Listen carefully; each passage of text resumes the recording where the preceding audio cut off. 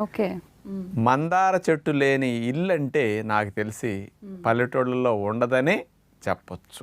ఆ మందార ఆకులు, ఆ మందార పువ్వులు అందరి జుట్టు పాలిట ఒక వరం అని చెప్పొచ్చు. చాలామంది మందార పువ్వులు, మందార ఆకులు ఏదో రసాలు తీసి పెడుతుంటే ఏదో పిచ్చి జనాలు ఏది పెడితే అది పుస్తే వస్తాయి అనుకునేవాడిని నేను కూడా. కానీ ఏంటి ఇంతంతమంది మందార మందార మందార ఎవరి నోటిన్నా మందార అంటున్నారని దాన్ని అసలు సైంటిఫిక్ స్టడీస్ ఏమైనా ఉన్నాయా, ఎవరైనా చేశారా అని వెరిఫై చేసాం. ఓకే.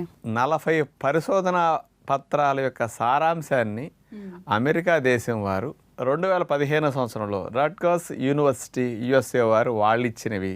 ఇంకొక స్పెషల్ది తెల్ల జుట్టు రాకుండా నలుపుగా ఎక్కువ రోజులు ఉండేటట్టు మందారాకులు చేస్తున్నాయని central leather research institute Chennai వారు 2003 సంవత్సరంలో పరిశోధన చేసి మందారాకుల మీద స్పెషల్గా